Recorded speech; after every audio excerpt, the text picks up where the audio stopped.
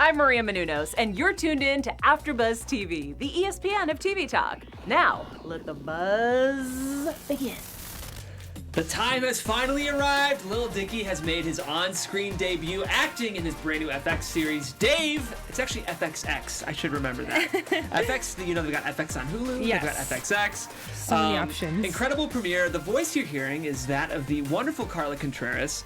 Karla is a very busy host here, covers a ton of stuff, huge fan of hip-hop culture. Definitely. And Karla, I gotta say, I feel like a proud manager right now. I'm glad you remember. Yes. I feel like we've come such a long way, right? So far, Karla started here at the network as an intern. Yes, it's been maybe about a year now. Yeah, and look at you now. You're co-hosting with your former supervisor. I know, I'm a little intimidated. No, you don't need to be.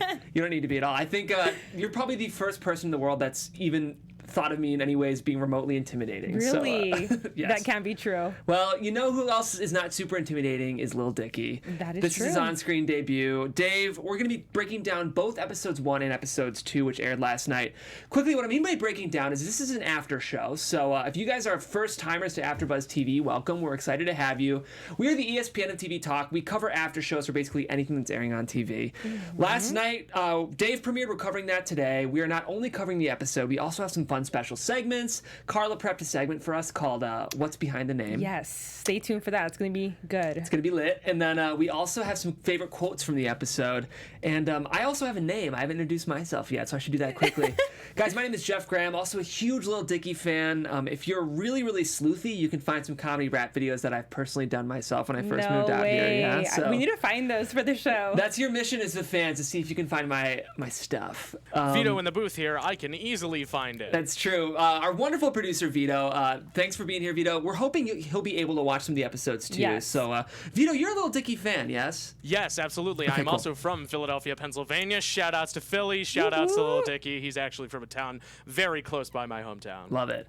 Well, we're Lil Dicky fans here, and we were really interested to see what his new show was. Yeah. That being said, Karla, episodes 1 and 2, what did you think overall? I loved it. I thought it was a lot funnier than what I expected it to be. I feel like a lot of times they promote something as funny and then it kind of misses the mark. You're right. But no, this is amazing. It's so well written. I'm a fan so far, and it's hard. It's hard for me to get me on the first episode, but I am hooked for sure. Totally, yeah. It was very funny. I think FX can sometimes skirt the line with their comedies. I like FX comedies a lot, but you look at a show like Better Things, which is Pamela Adlon's show. It's excellent, but it's not necessarily a capital C comedy. It's more like a half-hour drama that has funny parts. Mm-hmm. What I appreciate about this episode is right away, it's clear the tone is set. This is going to be a funny show. Oh, yeah. And it delivered. I found it to be very funny. It's got some dark comedy elements. Very. I'm a huge fan of Atlanta, which is, of course, Donald Glover's critically acclaimed single cam. Honestly, I think kind of set the bar for what the half-hour sort of everyday living dramedy is that FX has kind of pioneered. Mm-hmm. I covered our Atlanta after show 4 years ago now, which is crazy. Oh, wow. But I was just really glad to see how much this show delivered. I really thought it was great, too. I was surprised by what a good actor Lil Dicky was. So is he like this in real life? That's what I'm kind of wondering now, because I love that he's so awkward on the show, but he owns it. Mm-hmm. So now I'm in real life, how is he really, you know? I'm guessing he's kind of playing an exaggerated version of himself. I saw some reviews comparing it to sort of, I don't know if you've seen Curb Your Enthusiasm before with Larry David, no, but I haven't. Same kind of thing. Larry David is playing an exaggerated version of himself, but he's still called Larry David on the show. I feel like that's sort of the same kind of, if you ever watch Girls on HBO, Lena Dunham, I feel like, is sort of doing the same thing. We're seeing it more and more on TV. So he's awkward, but not as awkward as we're seeing. That's what I'm guessing. Okay. Quickly, we are breaking down both episodes one at a time, but if you've only seen episode 1 and not episode 2, we're going to do our best to not have them bleed into each other, but you've been warned we might be spoiling some things. So we're going to try our best, starting with episode 1. Speaking of awkward, the very first thing we see is a doctor's appointment. Yeah. The very first thing I saw was, I'm going to assume it was a Google search, and it had a few herpes options. The first one I saw was everyone has herpes. And I was like, okay, everyone doesn't. But I'm glad you're concerned about that. I see where this is going. It was interesting. Yeah, I appreciate this first scene really set the tone for the show, oh, yeah. right? Was it too much for you? Was it funny? Did it come out swinging too hard? What did you think? I thought it was perfect. It came out swinging hard, but I love that. I don't know if I have like maybe a dirty sense of humor, but I think it's hilarious. Like the pubiscus, that my shaft is rib skin, my dick is made of balls. I was like, holy crap. I forgot pubiscus. That was great. I was like, you definitely can't have any kids in the room for this show. But like as an adult, I loved it. I thought it was graphic and just humorous. But I appreciate that. It was graphic, but still funny. Yes. Sometimes there's just shocking for the sake of shocking, and it's not actually funny. But when he was like, here I go, you're welcome, Mom. When he was like in depth describing the fact that like, he's like, the scrotum, it's different. It's more like ribbing or chicken skin. I was just like, here we go. This is the show. But super funny, for someone to be able to self-deprecate like that, that's what you need for a show like this to succeed, I think. Yeah, I agree. And I feel like that's what a majority of the 2 episodes so far consisted of. Like he makes so much fun of himself that it's like, we should all just be doing that. Yeah, totally. Like life is not that serious. He just has an awesome personality. I love it. It's fun. We got to try to get him on the after show. It'd be really fun. That would be everything. In terms of topics, I'm going to start by covering YG and Nutty. And then we're going to talk about some of the other characters like Dave's girlfriend a little later in the show. But pretty great that they got YG. When I saw him, I was like, am I seeing this correctly? Like, that's epic. He's amazing. Like, I love him. Yeah. So and then I thought, sometimes when there's like cameos of stars, it's like maybe just a couple minutes or like a scene or two, and he was there throughout the whole episode. I love that. Yeah, and he actually did a nice job. He was a good actor. Yeah, I didn't see that coming. No, he was great. I want to talk about this subplot. Lil Dicky finds out he has the opportunity to get YG to feature on one of his songs. When we found out the song was named Girth, that was when I realized this was maybe going to be an issue, but there was some interesting commentary here because the idea was he had to wire his $10,000 to YG's manager, Nutty, to make sure that the transaction would go through okay. Yeah. And I'm going to jump around a little bit, but the scene I thought had some interesting commentary to it was when they actually travel into, like a little bit of a tougher part of LA, and they're having the conversation, and that family immediately calls Dicky out. What did they say? Sorry, I don't know what You're part. fine. So the family, he meets Nutty's mom, who's like, hey, it's so nice to meet you. This was Gaeta's mom. This is exactly how it played out. Gaeta's mom, and then Taco was there. Taco was there, and too. Little Dicky. Yeah, we're going to talk about, it's so crazy to have Taco in here. You guys, of course, know him from Odd Future, Wolfgang Killed Them All, Earl Sweatshirt, Tyler, the Creator. It's great to see Taco acting. But the way that Gaeta and his mom were able to call Dicky out for like sort of the racist subtext of his assumptions, and he's like, who are the suspects in this situation? Oh, yes. What did you think of this scene? I feel like you also see that a little before when he meets Gaeta for the first time. You're and right. says like, I'm like trying to be everything that you are, kind of just making like the joke that we're always stealing like Black culture kind of. Yeah. And I feel like he did that from the beginning. So when he was speaking, I was like, oh, please watch exactly what you're saying, because they're going to take this so personally if it goes the wrong way. Yeah. And they were catching on. I mean, his choice of words definitely were not the best for his audience. He wasn't reading his room right, I think. Not reading the room. I totally agree with that. Yeah, the show, I mean, to ignore the fact that Lil Dicky's a white Jewish guy would be irresponsible, right? Very. Like, the show needs to recognize that Lil Dicky is a satirical white Jewish rapper amongst a world where there aren't many of them, right? Yeah. And it also pretty fearlessly calls out the fact that there's some subtext that Lil Dicky maybe either borrows from or acknowledges that like is at least at best privileged and at worst maybe a little racist, which was really interesting. Like when they're in the studio, and this might have been in episode 2, but he's like, I like having Gaeta around. Yes. And Taco's like, well, why do you like having him around? He's like, he's just like, he's cool. He's like, what he inspires me is what he said. Yeah. And he was like, you're just annoying. Like, you make me feel bad. Yeah. So he definitely, or when they were sitting, they went to go grab Philly cheesesteaks, something like that, right? And then they're having a conversation at the table. What is it that he said? He says, oh, and then Gaeta calls him out and says, I can tell you've never struggled. That's white privilege. Because he said that, like, ignorance is bliss. Yeah. And in reality, like, when you're a person of color, it's hard to dismiss what's really going on around you. But for him, who's probably never had to deal with any of it, he thinks, like, life is this great, like, little playground. And Gaeta's like, no. Like, this is why you have nothing to rap about. Yeah, the show's balancing that tone really well. Like, if it tried to get too serious, it wouldn't really play in the way that the show wants it to play. Yeah. But at the same time, I really appreciate that it's not afraid of at least touching on those issues. No, I really like it. I think it's important to acknowledge that, because I feel like it is such a topical issue, but then it also brings the question up of, how are you a white rapper? Like, how do you fit into the industry? Are you really ever welcome? Totally. I mean, there's Eminem, but I feel like he's like the exception. Yeah. You know? And that's why all the Macklemore stuff in the second episode was hilarious. We're going to get into that later, but in terms of Lil Dicky paying Nutty and making sure to secure YG for his album, he pulls out his bar mitzvah money and has this hilarious conversation with his parents. How did you feel about this scene? In my notes, I literally wrote down, why are you asking your parents to take out your own money? Like, that is so odd to me. I would just have taken it out, and they were so protective. I think like any normal parents would. I mean, to me, the whole transaction seemed very responsible. Like, where's the contract? Where's the conversation? How do you know you're texting the right person? So all of their concerns were very valid. And what is he, like, at that point, no one had seen him rap. Yeah. How good are you? What are we investing in? What is this verse you're getting? I would have just asked 1,000 more questions before just going and wiring the money. Well, and I just love when he's talking to his parents during this conversation. They're like, YG? Is it like YG? Or is it like Korean? Is it Korean? YG? I hope his parents recur on the show. Yes, they're hilarious. Very, very funny. There's this climactic scene in the studio. I'm going to cover all of Dave's girlfriend, all the rest of the characters in topic 2, but when we finally got the chance to see Lil Dicky rap, it was kind of inspiring. It was lit. I was kind of like moved by it. I was not expecting that. I know.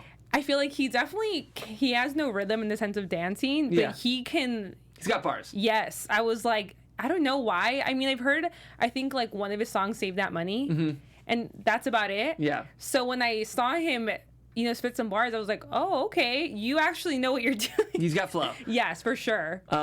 And yeah, the thing I liked about this was the show, it was mostly funny, right? Like, it was mostly a joke, but the way this was directed and shot was like actually kind of moving. Like, it was sort of that moment in a sports movie when, the bench warmer gets their chance to get in the game. Like, yes, Go Lil Dicky, like, you got this, man. And of course he goes viral and his girlfriend gets tied in. She's like, dry kitty? Question mark, question mark, question mark. And I was like, oh my God, you have to rap about that. I know. Brutal. So let's talk about this character. Of course, this is Lil Dicky's girlfriend, Allie. She's a kindergarten teacher played by Taylor Misiak. She's very patient, isn't she? Very. I could never. Yeah. Even the fact that she's like, I'm dating a rapper who I've never heard rap. If I'm going to date a rapper and I'm going to go around saying I'm dating a rapper, I need to know that you can rap. Yeah. Yeah, she doesn't really know. And rap for me, Dicky. I've got this kindergarten beatbox for you. Yeah. He goes, look, and then just walks back into the kitchen. She's like, I'm not asking you to teach me anything. I'm like, okay, the dynamic is very interesting. Yeah, they do have an interesting dynamic. Speaking of interesting, Dicky gets called out by her because he's trying to look cooler on Twitter, right? He's trying to lean into his rap persona. So he tweets, just got head. He wants to seem hood. And she's pissed about it. She's a kindergarten teacher. And they have this hilarious conversation where Dicky explains, I'm not just Dave. I'm like a corporation. What did you think? Do you buy into that rappers have their own persona? I think maybe in his situation, he should just have like a Dave profile and a Lil Dicky profile. Yeah. I think social media, especially like me being like on the like younger side of it, I mean, I don't know how old they are, but I'm going to assume maybe late 20s, early 30s. Yeah. I think people take social media super seriously. I'm aware that like what you see is definitely not the truth. Mm-hmm. I can see anything and I hardly ever believe it anymore because I feel like people are just crazy on social media. Like, they post what they want you to see. So if I were the girlfriend, I really wouldn't think much of it. And especially if it's like your persona, I feel like so many rappers or like athletes even like promote this lifestyle that they have. Like, you see LL Cool J back in the day just like promoting this like super crazy, like gets girls, has money lifestyle. And the whole time he had a wife at home and I never knew that. Yeah. So I feel like that's just the reality. That's what sells, I think, you know? Totally. And that's what it's interesting because she can decide whatever she wants for herself, but if she wants to date a rapper, she kind of has to get on board with some of that. You have to. Which I think the show will continue to explore that later, which will be super interesting. This conversation about Wendy's, though, was so funny. This was great writing. Wendy's? Yeah, he's talking about like, well, I'm like a corporation. Like, when Wendy's tweets, do you think it's actually Wendy who's tweeting? She's like, of course not. Wendy's not a real person. He goes, well, yeah, Wendy was Dave Thomas's daughter. It's not like Wendy's giving Dave Thomas head. That's his daughter. Yes. I feel like there's so much that's always going on that, like, if you even stop listening for a minute, you've missed so many witty comments. Tons of mile-a-minute joking. You have to stay on top of it. We also meet his roommate, Andrew Santino, playing Mike. Mm-hmm. This is a funny bromance, right? Is it a bromance? It's a little more than that. It might be a little more than that. They like to bathe together. So that's interesting. Yeah. I think we haven't gotten to know Mike super well yet, but we will. And then I'm trying to figure out how Emma factors in.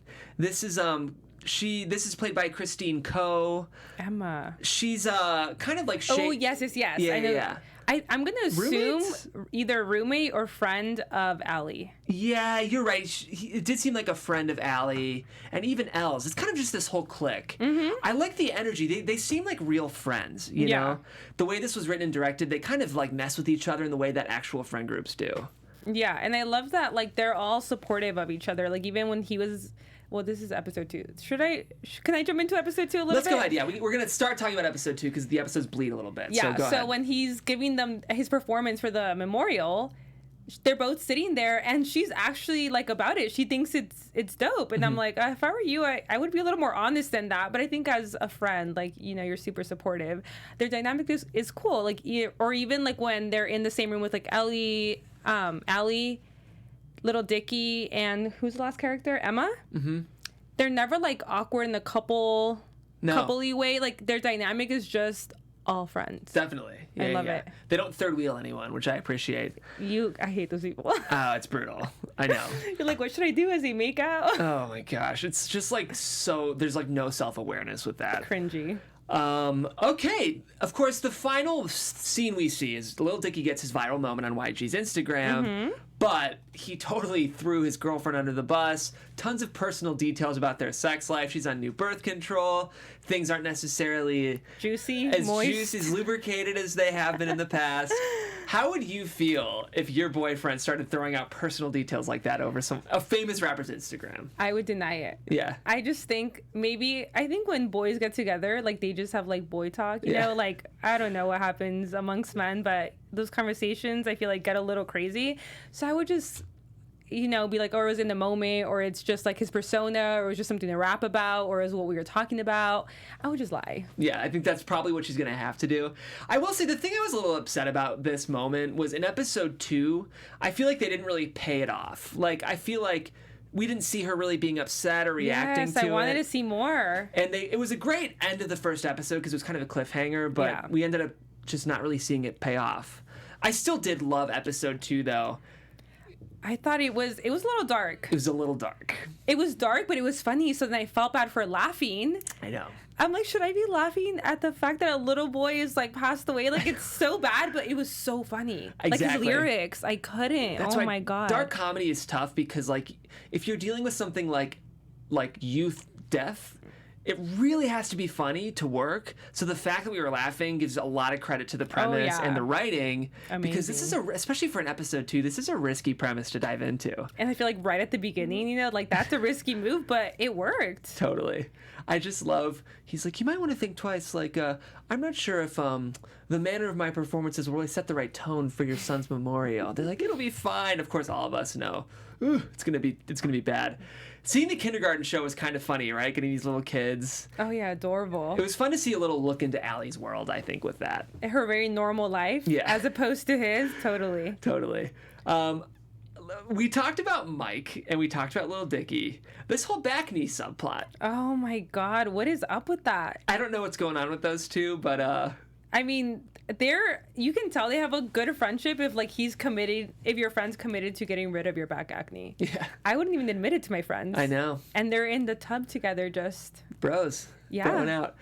You mentioned before we went on air, this was Lil Dicky's first performance, was this memorial. Were you surprised to learn and kind of see that Lil Dicky had that little performance experience? I was. Mm-hmm. I feel like every time you hear of like a success story, it always it's like I started at a bar, or some people would just play out like in public or just in small little like arenas. So to have it be will almost be a memorial, like that's low. No one's hearing you. That's not a good sign. It's not a good place to start.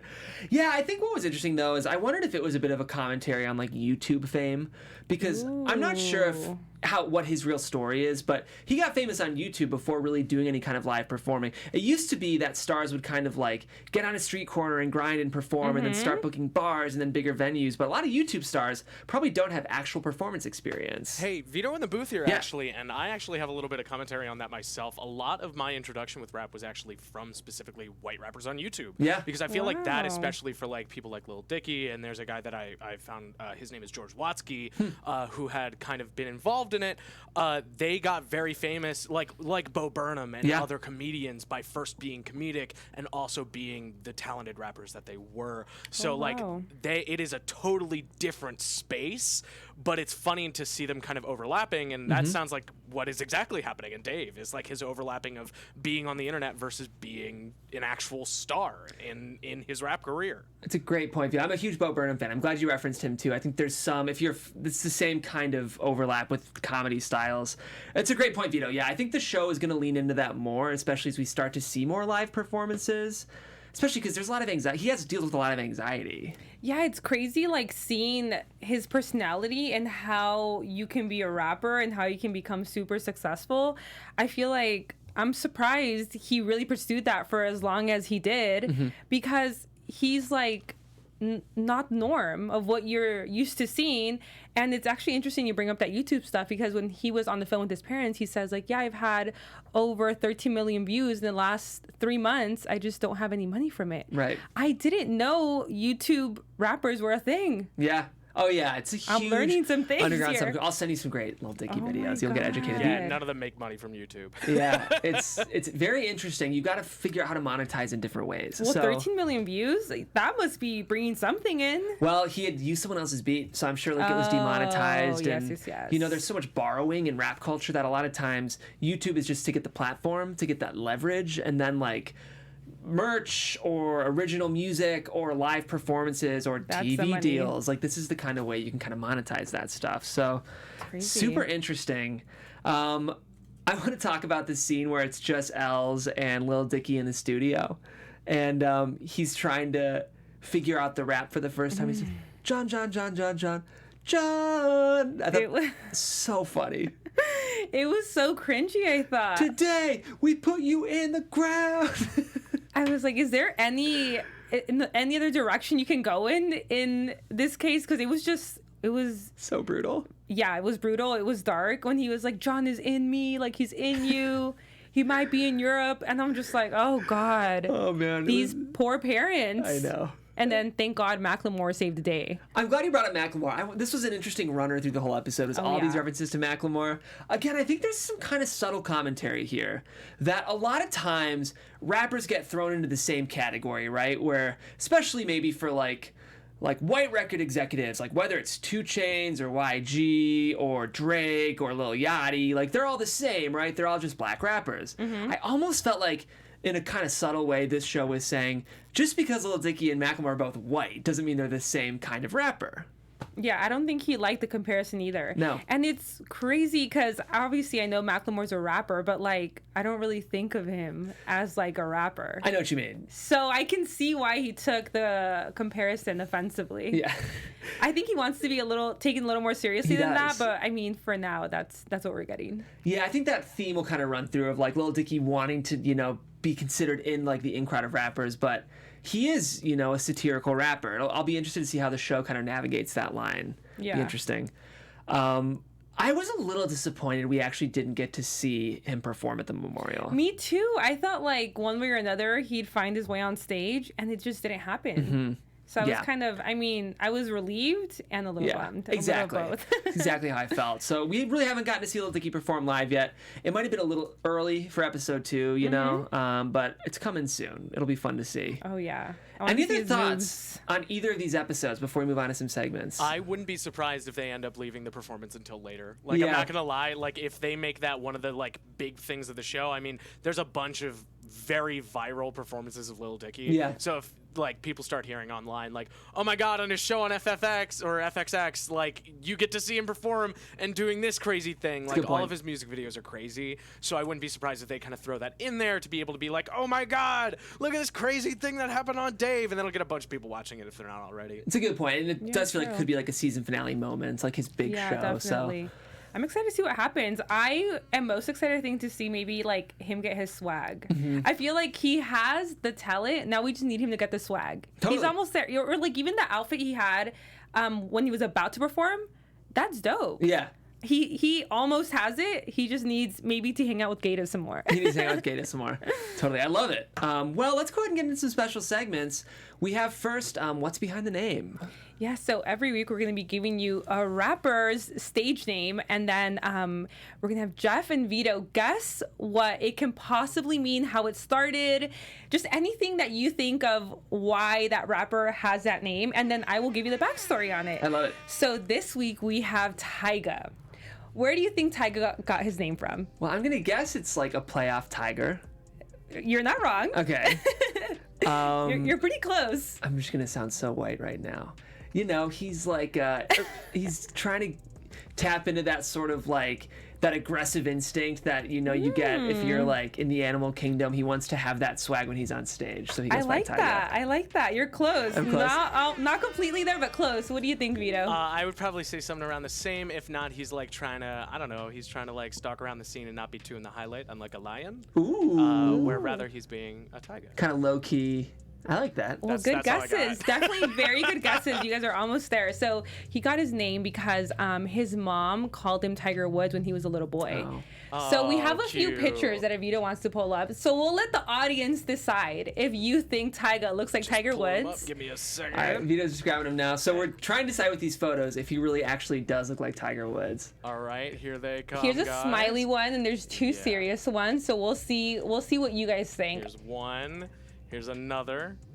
I'm gonna say a no for me. I don't think he looks like Tiger Woods. I want to see a kid. I want to see the kid. I version. tried finding one and I couldn't. I think he looks like Lena Waithe, to be totally honest.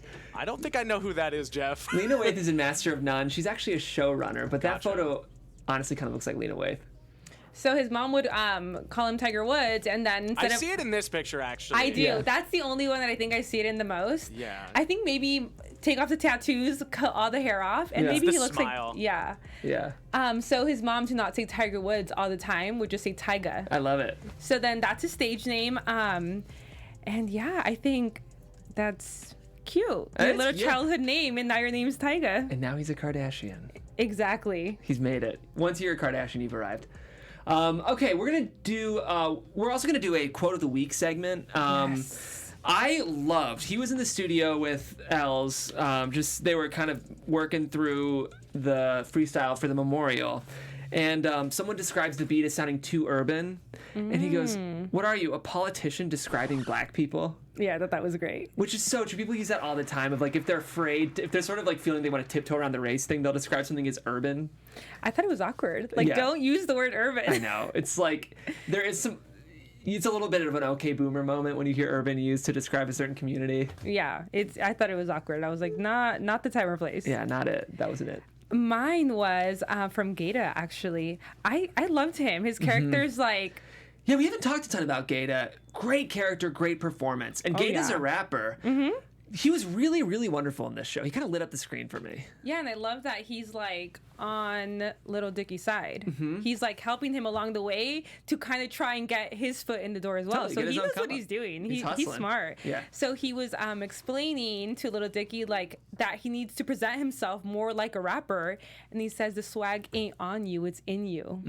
And I love that That's because the it's so tagline. true. It's the way you carry yourself. Like you can have whatever on, but it's like how you carry yourself as a person, how you talk to people, how you interact with people. That's your real swag. I love it. So well I said. loved it. Okay, we're going to quickly get into some fast news and gossip. AfterBuzz TV News.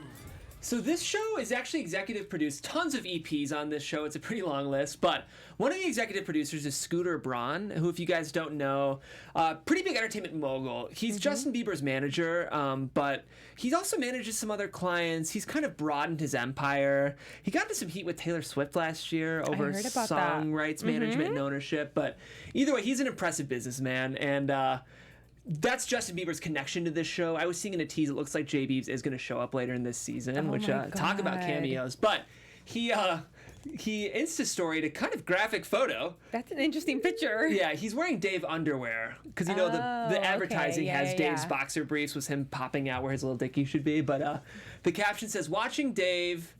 shout out to... It says, watching hashtag Dave tonight on FX. Congrats at Lil Dicky Graham. Yeah, so it's if you want to see a very tatted up Justin Bieber and Dave briefs, check out our YouTube if you're listening on the podcast, or just go to Justin Bieber's story. That's a nice picture. It's a great picture.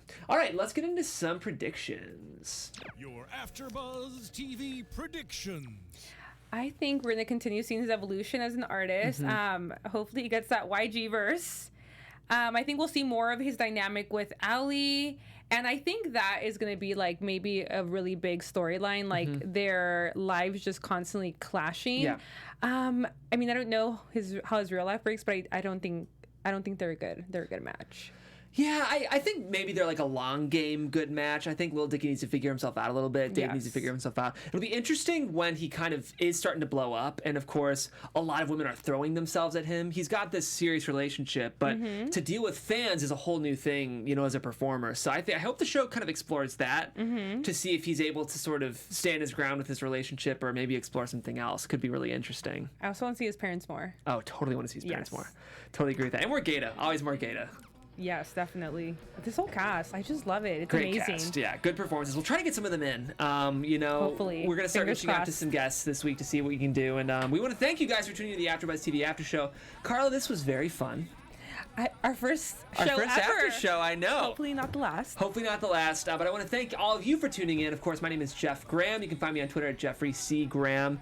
If you guys want to tune in live, we do have a live chat component to our show. You can actually join the conversation. So if you're listening to the podcast after, watching this video after the fact, you'll want to join us live at 5 p.m. Pacific on Thursdays. Yes. The show airs on Wednesdays. You can join us live at 5 p.m. Pacific on Thursdays and hop in our live chat and join the conversation on the YouTube Comedies channel for AfterBuzz TV.